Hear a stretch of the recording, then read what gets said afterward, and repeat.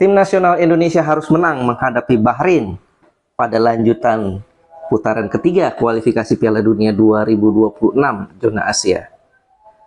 Salam olahraga, Assalamualaikum warahmatullahi wabarakatuh. Ketemu lagi bareng gue Abdul Haris dalam tendangan bebas Bung Ais, dan ya, kita bakal bahas bagaimana kira-kira jalannya pertandingan Indonesia menghadapi Bahrain. Nah, ini memang laga sulit, laga krusial.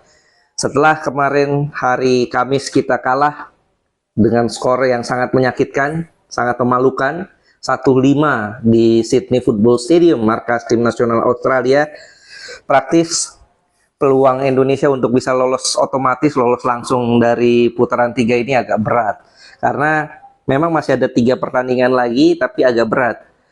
Secara matematika masih mungkin, karena kalau kita bisa sapu bersih 3 pertandingan tersisa, kita masih bisa bersaing untuk bisa lolos otomatis.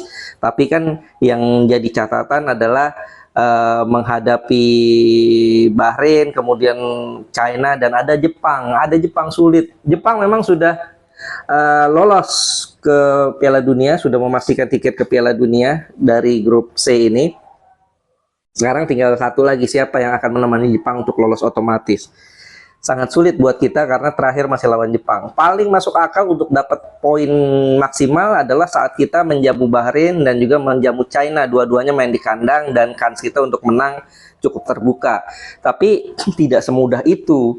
Karena kalau kita lihat Bahrain kemarin saat lawan Jepang itu tampil luar biasa dan pola main mereka berubah. Dari saat kita imbang 2-2 lawan Bahrain itu mereka main pola 4-4-2 saat mereka main di kandang ya. Dan kemarin lawan Jepang mereka main 4-2-3-1 dengan pola yang sangat rapat, pertahanannya compact defense sangat bagus sekali. Ini yang menjadi PR besar buat Patrick Kluivert ya, bagaimana caranya membongkar pertahanan Bahrain. Mereka dengan pola 4-2-3-1 ini ada pemain-pemain yang harus diantisipasi, seperti Muhammad Marhun nomor 8 ya, kemudian juga ada Mahdi Abdul Jabbar, Ali Madan juga di posisi sayap. Ini 3 pemain yang memang harus diantisipasi. Muhammad Marhun ini pemain yang bikin gol ke gawang Indonesia lewat tendangan bebas ya. Dan inilah yang harus betul-betul diperhatikan oleh pelatih Patrick Kluivert. Dan saat menghadapi Jepang, mereka berhasil menahan Jepang tanpa gol di babak pertama. Nah, saat itu Jepang baru bisa bikin gol di babak kedua lewat Kamada dan juga Kubo di menit 66 dan menit 87. Nah, di sini setelah pertandingan itu pelatih Hajime Moriyasu, pelatih Jepang, ini sedikit memberi tips ya. Artinya dia bongkar kenapa Jepang bisa menang lawan Bahrain, dan mereka akui bahwa Bahrain yang sekarang beda. Sulit mereka dibongkar pertahanannya. Ya wajar, karena Bahrain yang datang sekarang memang beda dengan Bahrain yang kita hadapi di bulan Oktober lalu ya. Beda, karena Bahrain yang sekarang mereka datang dengan status juara Piala Teluk.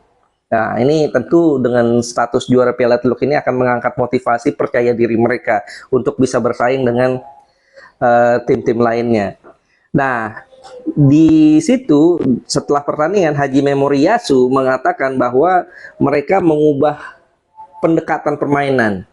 Mereka tetap menekan, tapi mereka memperlambat tempo permainannya, lebih sabar, dan dari situ mereka baru berhasil bisa membongkar pertahanan Bahrain. Ini yang bisa dipelajari oleh Patrick Kluivert dan timnya ya, Alex Pastoor, Denny Lanzat, Gerard Vandenberg, untuk cari tahu bagaimana caranya Indonesia dengan komposisi yang ada bisa membongkar pertahanan Bahrain dan bisa bawa pulang kemenangan. Ini yang paling penting ya buat kita perhatikan. Dan juga belajar dari kekalahan kemarin 1-5 dari Australia. Memang kalau kita akui ya, di 10 menit awal permainan Indonesia sangat berani, sangat cantik. Kita bisa berani menekan dengan high press. Dan kita dapat 2 peluang di 10 menit awal, sundulan J.I. Jazz yang ditepis oleh Matthew Ryan, dan juga penalti Kevin Dix, sayang penaltinya nggak masuk ya. Nah, tapi di samping itu kita bisa lihat bahwa gaya menekan kita ini dibaca oleh Australia. Australia sengaja mereka mundur, sengaja mereka compact defense, mereka tidak panik saat mendapat tekanan dari kita, dan mereka lihat celah. Karena memang saat kita mendapatkan porsi untuk menekan, ini banyak sekali ruang-ruang yang bisa dimaksimalkan oleh Australia saat itu. Kita lihat jarak antara 3 back di belakang, saat itu Messilgers, J.I. Jess, dan juga Verdong, kemudian 2 wingback, Dan James dan juga Kevin Dix, Tom Hai dan Nathan Choaon. Ini jaraknya menurut gue terlalu jauh, sehingga disinilah yang bisa dimaksimalkan oleh para pemain Australia untuk melakukan counter attack, termasuk gol Velupillai ya, gol kedua yang melewati belakang kepala atau di blindside pemain-pemain belakang kita. Saat itu J.I.J sudah maju, Messilgers sudah maju, kemudian ada umpan yang sangat cantik ya, kalau nggak salah Jackson Irvine melewati kepala dari Messilgers yang dimaksimalkan oleh Velupillai saat itu ya. Ini jadi antisipasi, jadi pelajaran tersendiri buat tim nasional Indonesia. Jangan sampai kejadian itu terulang di lawan Bahrain. Ya, ini peran yang penting, sangat-sangat penting sekali. Dan perlu jadi catatan kemarin dengan kita bermain high pressing, dengan bermain menyerang, keseimbangannya masih belum dapat. Ini dia PR-nya. Chemistry-nya masih belum dapat. Karena mungkin persiapannya hanya 2 hari ya. Mudah-mudahan pelatih Patrick Kluivert, Alex Pastoor, kemudian juga Danny Lanza, Gerald Vandenberg bisa memodifikasi ya, bagaimana pola yang sebetulnya bisa mereka mainkan ya. Ya, inilah memang yang jadi PR besar buat tim nasional Indonesia untuk saat menghadapi Bahrain nanti. Sekarang adalah harus do or die ya menghadapi Bahrain, karena kondisi ini sudah sangat-sangat genting, bisa dikatakan demikian. Dengan 3 pertandingan sisa, kita harus memaksimalkan kans kita untuk bisa lolos. Lolos otomatis memang betul, kita sulit sekali untuk bisa lolos otomatis, karena kita masih akan menghadapi Jepang di pertandingan terakhir. Dan saat ini kita ada di peringkat 4 dengan 6 poin, Arab Saudi peringkat 3, 9 poin, Australia 10, Jepang 19 poin. Bahrain peringkat 5, 6, dan Cina peringkat 6 dengan 6 poin. Nah, besok hari Selasa kita akan menjamu Bahrain, sementara Jepang menjamu Saudi Arabia, dan China akan menjamu Australia. Kalau kita bisa menang lawan Bahrain, kemudian Jepang di atas kertas menang lawan Arab Saudi, ya mudah-mudahan Jepang tetap main dengan pola terbaik mereka walaupun mereka sudah lolos. Dan nah, ini Australia dengan China ya di Guangzhou, ini tricky. Kalau seandainya China seri, ini persaingan akan sangat ketat. Tapi kalau Australia menang, Australia bisa dikatakan di atas kertas bisa mengunci status peringkat 2 atau bisa lolos otomatis, meskipun belum ya, tapi di atas kertas. Ini kita bicara di atas kertas. Di bulan Juni nanti tanggal 5 kita akan menjamu China di GBK. Kalau kita harus menang untuk bisa menjaga asa. Kalau kita menang lagi lawan China, ya bismillah, insya Allah kita bisa lolos minimal di peringkat ke-3 dan 4. Nah, sementara Australia akan menjamu Jepang di atas kertas ya. Ini anggap aja pertandingan itu seri. Dan Arab Saudi akan menghadapi Bahrain. Nah, ini juga tricky. Ini sangat menarik ya, sehingga persaingan akan sangat ketat. Dan di pertandingan terakhir ini dia tanggal 10 Juni akan sangat berat buat kita untuk dapat poin, karena kita akan away ke Saitama, tandang ke Jepang, dan Australia akan away ke Arab Saudi, mungkin mainnya di Jeddah atau Riyadh. Dan Cina akan menjamu Bahrain. Nah, kalau kita bisa menang menghadapi Bahrain dan lawan Cina, kans kita untuk lolos di peringkat ke-3 atau peringkat ke-4, lolos ke putaran 4 ya pastinya, itu sangat terbuka karena poin kita akan 12. Dan Arab Saudi, kalau seandainya mereka paling enggak mereka menang lawan Bahrain di tanggal 5, nah mereka bisa dapat 12 poin terakhir. Artinya kita bisa finish peringkat 3 minimal. Ya syukur-syukur Australia kehilangan poin ya, menghadapi Arab Saudi dan juga menghadapi Jepang. Sehingga kans kita untuk bisa bersaing di putaran ketiga ini lolos otomatis masih terbuka, tapi sulit ya, karena salah satu syaratnya kita harus dapat poin lawan Jepang ya, karena kalau Australia kehilangan poin sementara Arab Saudi dan Cina dan Bahrain dapat poin lebih juga, kita akan sulit juga untuk bisa lolos langsung. Sehingga yang paling masuk akal adalah kita fokus aja dulu, nggak usah mikirin pertandingan lain, kita fokus di 2 pertandingan ke depan nih, lawan Bahrain dan lawan China. Kalau kita menang, bismillah, minimal kita lolos dari putaran 4, lolos ke putaran 4 maksud gue. Memang nggak lolos otomatis, tapi masih ada asa, masih ada kesempatan untuk bisa bersaing lewat putaran 4. Nah, tapi memang sayangnya di pertandingan nanti lawan Bahrain, Indonesia kehilangan beberapa pemain nih. Silger sudah pasti dicoret karena dia mengalami cedera pangkal paha ya. Dia pasti dicoret. Kemudian Sandy Walsh juga kemarin mengalami benturan dan ini lagi diobservasi apakah dia bisa main atau enggak. Kemudian juga Ole Romeni di hari Sabtu kemarin nggak latihan. Tidak ada latihan sehingga kata Sumardi juga, Pak Sumardi, manajer timnas, dia kondisinya sedang diobservasi apakah bisa tampil apa enggak, dan kemungkinan Ole Romeni masih bisa lah, mudah-mudahan ya.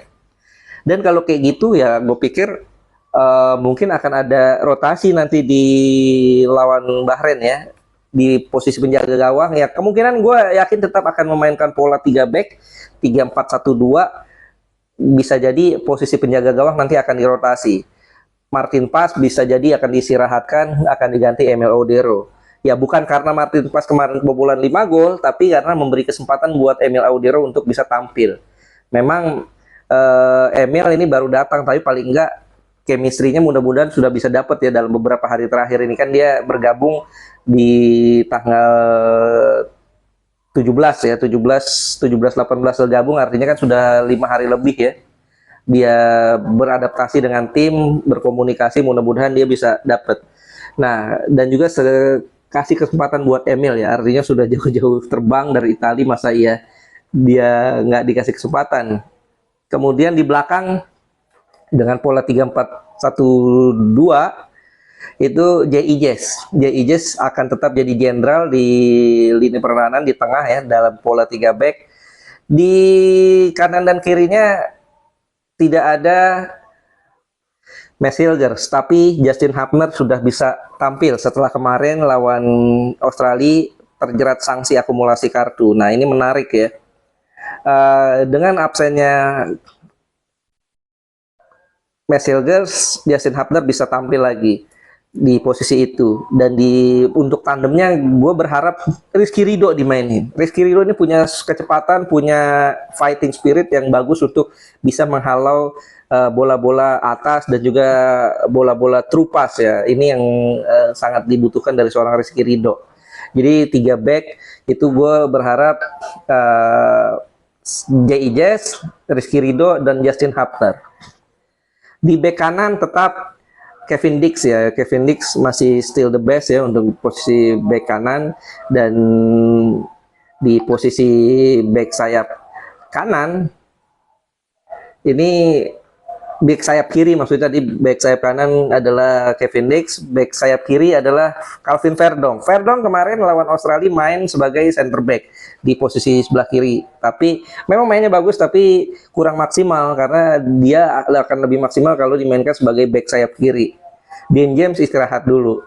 Nah, tadi back kanan Kevin Dix, di posisi back kirinya Calvin Verdong, dan di tengahnya gue berpikir Joey Pelupesi yang akan dikasih kesempatan sebagai DM, sebagai defensive midfielder. Dia akan diduetkan dengan Tom Hai. Ya kemarin Nathan Choawan gue lihat mainnya tidak maksimal.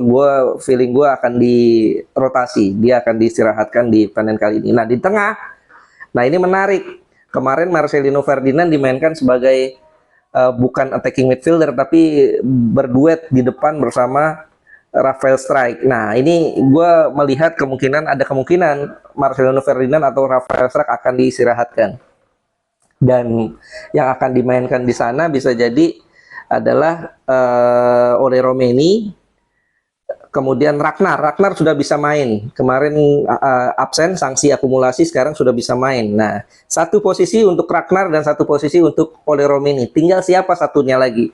Apakah Marcelino Ferdinand atau Rafael Strike? Ya, gue berpikir Marcelino bisa jadi akan kembali main di posisi yang kemarin. Sementara Ole Romeni akan dikasih kesempatan sebagai attacking midfielder. Kemarin dia mainnya bagus sebagai di posisi itu. Nah, dengan pola 3-4-1-2 ini tentu diharapkan akan bisa lebih memaksimalkan serangan-serangan Indonesia, atau bisa jadi main 3-4-3 ya. Marcelino di kanan, Ragnar Oratmangun di kiri, dan Ole Romeni di tengah, Rafael Strike yang cadangan, atau bisa jadi Marcelino dicadangkan, Rafael Strike yang dimainkan. Ya, kayak gitu. Menurut gue utak-atik strategi yang bisa dimainkan oleh Patrick Kluivert dan timnya. Dan gue berharap jangan terlalu bermain terbuka lah kayak kemarin. Emang enak dilihat, tapi kalau bermain terbuka kita masih belum dapat chemistry-nya, masih belum punya keseimbangan permainannya. Jadi feeling gue bermainnya lebih hati-hati aja, bermain sabar, kemudian melakukan counter attack. Minimal kita bisa menang. Jangan imbang atau lagi kalah. Kalau seandainya kita bisa bermain sabar dan satu gol aja cukup lah, satu gol cukup buat kita. Ya kita doakan yang terbaik buat timnas Indonesia, apapun hasilnya jangan ada yang dihujat, karena ya ini memang situasi yang sangat-sangat sulit ya. Semua tim juga sudah mulai meningkatkan performanya. Bahrain datang dengan kesiapan yang lebih baik, dan ini tentu akan jadi tantangan sendiri buat Patrick Kluivert dan timnya, termasuk juga buat Jay Ijes dan teman-teman di tim nasional Indonesia. Gitu aja menurut gue. Gimana menurut lo orang? Apakah kita bisa menang lawan Bahrain atau enggak? Silahkan komentar di kolom komentar. Dan bagaimana menurut lo strategi yang gue utarakan tadi? Apakah menurut lo pas atau enggak? Atau lo punya pendapat lainnya? Dan bagaimana harapan lo dalam persaingan Indonesia menuju Piala Dunia ini? Silahkan tulis di kolom komentar, dan jangan lupa klik share, klik like, share, dan juga subscribe agar konten-konten yang gue buat juga semakin banyak yang menyaksikan, dan juga akan semakin luas lagi dan semakin mudah-mudahan semakin bermanfaat. Dan ini juga jadi tempat diskusi buat kita. Dan juga sekali lagi buat teman-teman yang berpuasa, gue ucapin selamat menjalankan ibadah puasa. Semoga puasanya berkah dan diterima oleh Allah Subhanahu wa Ta'ala. Abdul Haris pamit. Salam olahraga. Assalamualaikum warahmatullahi wabarakatuh.